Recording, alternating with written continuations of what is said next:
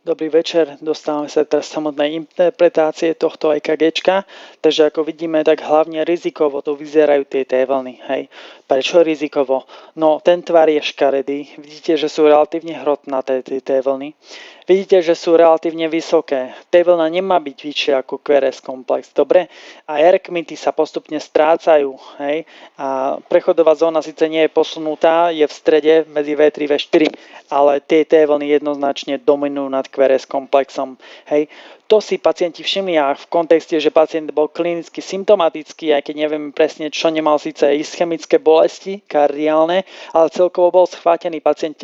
Lekári prvom rade mysleli samozrejme na kálium a to sa automaticky hneď pri iniciálnom laboratórnom vyšetrení sa hneď vyšetruje, takže hneď dali vyšetriť všetky elektrolyty a tam je kalium vždy hneď aj k tomu vyšetrovaný, takže približne o pol hodinu im príde výsledok. Oni však boli veľmi inteligentní a uvedomili si, že môže byť v počítačovom systéme od tohto pacienta nejaké staré EKG, čo je skvelé vždy porovnať EKGčka viaceré, či tam tie zmeny sú alebo nie sú. Takže poďme teraz na to. Pozerali si staré EKG tohto pacienta a to staré EKG je tu. Vtedy pri tomto EKGčku má pacient kalium 4,5 a pozrite sa na tie T-vlny. Hej, hrotnaté T-vlny. Dobre, tu je tiež väčšie ako QRS komplex aj vo V2. Dobre, tu je síce menšie, ale aj vo V4 aj v novom bolo menšie ako V4. Hrotnaté, pozrite sa ešte raz, toto je to staré EKG a teraz prepnem na aktuálne EKG. Dobre, no a lekári si na urgentnom príjme si uvedomili, že to EKG sa veľmi nezmenilo a tým pádom posudzovali tieto T ako T zo včasnej repolarizácie, lebo včasná repolarizácia je zmena, ktorá je stále rovnaká. Keďže tie T boli aj predtým, tak ukážem ešte raz to nové, staré EKG, tak si povedali, že toto EKG bude najpravdepodobnejšie do včasnej repolarizácie, ale keďže pacient nebol klinicky asymptomatický, nechali ho na observačnej miestnosti a približne o 25 minút prišiel nadradený lekár, ako to preložím do slovenčiny, alebo vedúci lekár, no a pozrel si ešte raz to EKG, avšak on si nemyslel, že toto EKG je rovnaké oproti starému EKGčku a upozorním predovšetkým na zvod V4. Hej. Pozrite sa prosím ešte raz, pozrieme sa prosím ešte raz sami spolu na to EKG. Tuto je to aktuálne EKG a tu ukážem to staré EKG. Hej. Čo myslíte? Je to rovnaké? Nie je to rovnaké. Staré EKG, nové EKG. Čo myslíte? Hej. Poďme ďalej. On upozornil na zvod V4 a preto v ďalšom si teraz vysvietime ten zvod V4. Vľavo je zvod V4, ktorý je z nového EKG, z aktuálneho, tohto teraz. A vpravo je zvod V4, ktorý je zo starého EKG. Pozrieme sa na tie T-vlny, sú relatívne rovnaké, špicaté v oboch prípadoch, že? Ale je tu jedna veľká zmena. Čo myslíte, aká? Zmena je v tom, že včasná repolarizácia bola skutočne na tom starom EKGčku a tam to kalium bolo 4,5, hej, takže tam sme aj vedeli, že to nebolo hyperkalemické EKG, lebo normálne kalium je 3,5 do 5, takže bolo normokalemické EKGčko, toto EKGčko s normokalemiou tiež ukázalo také té vlny, hej. No ale včasná repolarizácia znamená hneď z QRS komplexu vybehneme do T vlny ST konkávnou ST eleváciou do T vlny. Hneď z QRS komplexu. Včasne, preto sa to volá včasná repolarizácia. Dobre? Pozrite sa sem vedľa. Tuto v žiadnom prípade tak nevyzerá, pretože tu je určitý izoelektrický ST segment možno o 0,5 mm ST elevovaný, alebo maximálne 0,5 mm ST elevovaný, no a potom prechádza do T vlny. Hej. Toto nie je T vlna, ktorá vyplýva zo včasnej repolarizácie, alebo keby to bolo zo včasnej repolarizácie, išlo by to hneď z QRS komplexu. Že? Takže v každom prípade toto T bolo zdvihnuté z niečoho iného a okamžite teda sa chcel prísť pozrieť aj vedúci lekár spolu s kolegami na toho pacienta. Ako náhle k nemu prišli, bolo to asi tak 28 minút po iniciálnom príjme toho pacienta, hej, takže labak ešte neprišiel. a pacient, ako náhle sa k nemu dostali, už automaticky začal, proste už fibriloval na posteli a prešiel do asystóly. Okamžite začali kardiopulmonálnu resuscitáciu a defibriláciu. Nahodili sinusový rytmus, pacient sa však neprebral, zostal v kóme. Prešli do hypotermickej terapie a pacient sa o niekoľko dní z tejto kómy naozaj dostal a potom zázračným spôsobom jeho neurologický deficit v ďalších dňoch úplne odznel, takže bol naozaj minimálny, čo je veľké šťastie. Avšak ešte jedna informácia, ako náhle ten pacient fibriloval a ho defibrilovali, práve zahlasili z laboratória, aké bolo kalium. Telefonické kalium bolo 7 mmol na liter. To znamená hyperkalemické EKG, bola to hyperkalemická T vlna. Pozrite sa prosím ešte raz na tie dve T vlny. Hej. T vlna zo včasnej repolarizácie, T vlna z hyperkalémie. Vyzerajú úplne nerovnako, že? Obidve sú hrotnaté, že? Ale v žiadnom prípade toto nemôže byť ST elevácia, konkavná ST elevácia zo včasnej repolarizácie, že? Lebo toto je včasná repolarizácia, od QRS komplexu ideme hore a tu je ST segment určitú dobu trvajúci asi koľko 120-160 milisekúnd, až potom začína konkavné ST, respektíve potom vybiehame do hrotnatej T vlny. Dobre, tu je rozdiel. Avšak je tam aj viacero vecí a všimnite si prosím, že tie T vlny vo V3 alebo V2 sú tu pri včasnej repolarizácii a potom ideme do aktuálneho EKG, sú super imponované, to znamená ešte vyššie. Takže ešte na tú včasnú repolarizáciu, čo pacient bežne mal, prišla hyperkalémia a tie T vlny sú ešte vyššie. Pozrite sa prosím, túto T vlna je asi viac ako dvojnásobne vyššia ako QRS komplex. Pri tom starom EKG tá T vlna nebola ani dvojnásobne vyššia, hej, ani o polovicu vyššia, hej, alebo V2 alebo V3. No a pri tom aktuálnom jednoznačne dvojnásobne vyššie a tuto sa strácalo R ako keby už, hej. Takže vidíte ten rozdiel.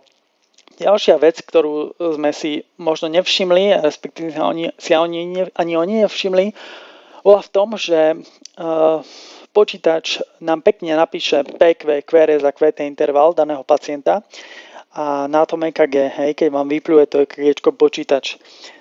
Tým veciam vy môžete plne veriť, lebo v tom je počítač, naozaj tie počítače sú dobré. Problém je len v elektrolitových abnormalitách ako hypomagnézemia, hypokalcémia, hypokalémia, tam si to spojete s vlnami U. Ale inak môžete veriť meraniu počítača, frekvencie, os, elektrická os a takisto stupne, ktoré vám napíše a segmenty, ich dĺžku, ale neverte v žiadnom prípade interpretácii toho počítača a zadaním aký rytmus. Aj tieto veci v tom ešte naozaj nie sú dobré. A ten počítač, to som vlastne chcel povedať, nameral QRS komplex v aktuálnom EKG, ktorý mal asi 105 milisekúnd a pri tom starom EKG mal asi 95 milisekúnd. Prečo? Ďalšou vlastnosťou, keď pacient je hyperkalemický, je, že čím viacej sa zvyšuje kalium, tak nielen, že sa zvyšuje T vlna, ale taktiež sa môže objaviť ST elevácia a môže sa rozťahovať QRS komplex. Takže vidíte, že u toho pacienta sa naozaj o 10 milisekúnd rozťahla aj QRS komplex. Hej, oproti tomu starému EKG, kde je len hrotnatá, síce hrotnato vyzerajúca T vlna zo včasnej repolarizácie. Dobre? To je vlastne taký ten vzor, taký ten úvod, ktorý som chcel v popísaniu tých zámotných T vln. Tu sú ešte dva obrazy T vln, veľmi typické T vlny, naozaj som sa snažil pekné obrázky vyťahnuť. Na jednej strane vidíte relatívne symetrickú T vlnu, ktorá nie je až taká hrotnatá, že taká viacej tupá. A vedľa potom takú viacej hrotnatejšiu, špicatejšiu T vlnu. Dobre? Pozrite si prosím, že táto T vlna vyzerá asymetricky oproti tejto. Že ide rovnako pomaly hore, rovnako pomaly dole, alebo rovnako rýchlo hore, rovnako rýchlo dole. Hej? A tuto ide zase pomalšie hore a rýchlejšie dole, takže to je asymetria. Dobre?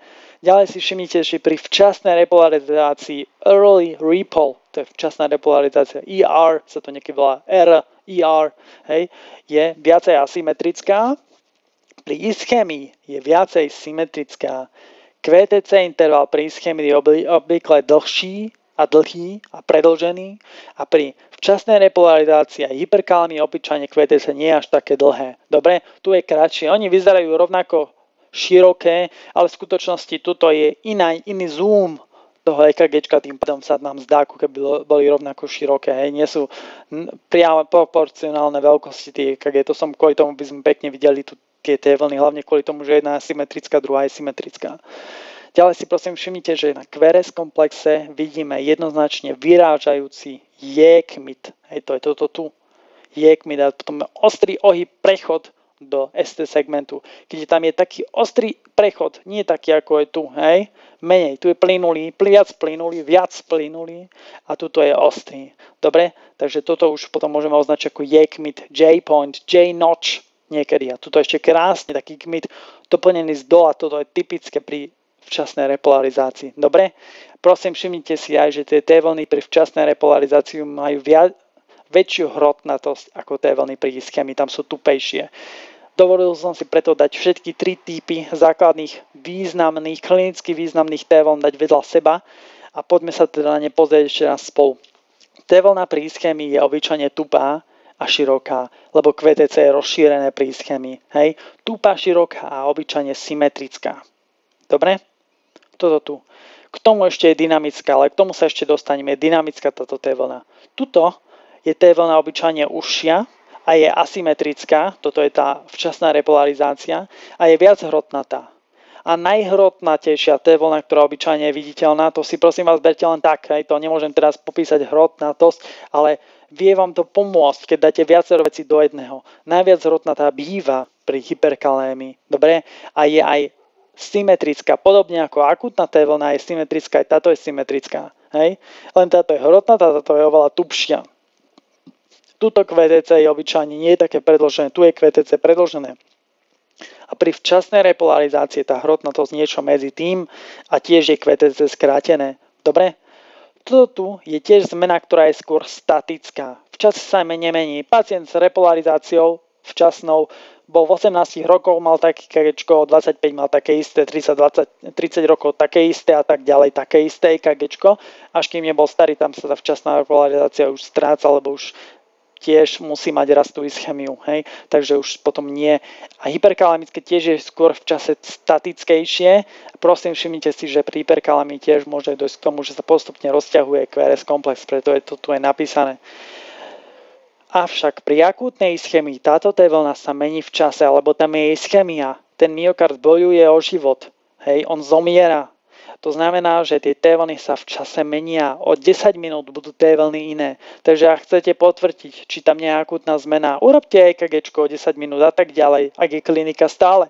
Tie T-vlny, ak sa budú meniť, tak viete jednoznačne, že to sú akútne T-vlny. Akútne zmeny tých T-vln. Dobre, takže ešte raz. Široké T-vlny, obidve sú úzke T-vlny.